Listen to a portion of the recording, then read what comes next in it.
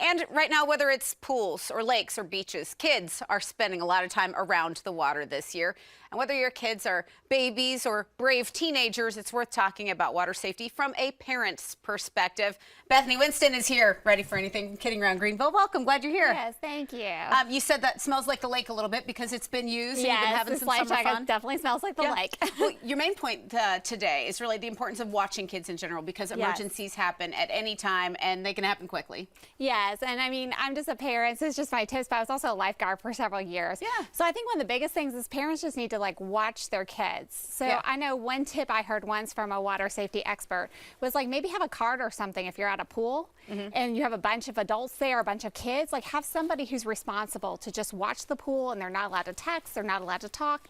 They watch the kids, and then when they're done, they pass that card on to someone else. So you always have someone who's 100% alert. That's a very good idea. And if you're watching a bunch of kids and that system isn't in place, even you pointed out matching swimsuits are a great idea. I mean, to be able to look out on the horizon and see 3 bright orange hat, swimsuit, whatever. I was actually at the beach last week, and I saw a mom there, and she had 2 very small children, and they were in bright fluorescent orange bathing suits. Yeah. And you could see them a mile away on the beach. And I bet in a pool, it'd be really easy to see those kids too. And I was like, that was so smart, because that mom knows where those kids are at all times. Well, and sometimes these environments, there's changing, everybody's on the move. It can be disconcerting. And that 1 second of not knowing where a kid is, have you felt that? Yes, yes. So think about the color of bathing suits, definitely. All right. And then you also say really be aware of the safety hazards beyond the obvious ones.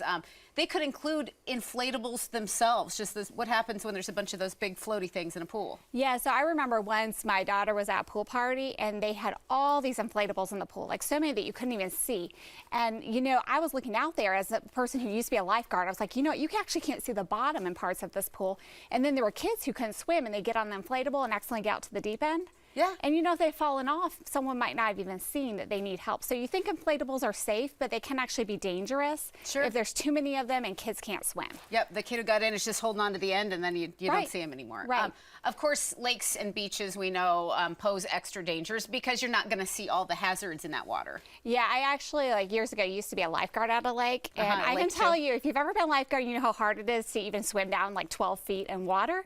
And then to think in a lake, you can't see anything. My kids wear life jackets if they're in the lake above their head all the time. And if we're in a boat, we always wear life jackets because I know that it's just too hard to see down if someone falls off. And accidents happen. Did you lifeguard at both pools and lakes? I can't imagine there's a big difference. It was actually mostly lakes. Yeah. So most of the trains in a pool, but in a lake, when you realize how hard it is to see, it makes you a lot more alert when your kids are in them. So stay vigilant out there. And as a mom, a college lifeguard, you're also a big believer in swimming lessons in general. Yes, definitely. So I think it's so important that everybody learn how to swim.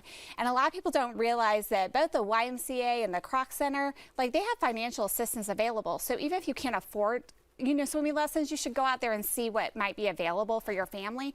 But the more kids can be in a pool, swim, and have instruction, the stronger swimmers they will be. Right, and it's not just learning the basics of staying afloat. You want them to be good swimmers that can conserve their energy. Exactly, because if they do get in a situation where they can't, get to the edge of the pool or something like that, you want them to know how to be able to float for a long time and how to be able to signal that they're in distress. All right, good. Well, good piece of advice, just things to think about because, it's easy to just run out to the pool and then relax, but there's more to it than that. Anything else you want people to keep in mind about that or anything happening Kidding Around Greenville before we go? Yeah, so just definitely, we have 4th of July coming up, so they may not know we have a huge list of fireworks and places to celebrate. Excellent. So that'd be a great thing to come out and look for on our site. All right, check that out. People can find that and all kinds of articles on Kidding Around Greenville. We've got a link on our website. Lots of ways to find Kidding Around Greenville. Really a valuable resource for families, and we appreciate you. Thanks. Thank you.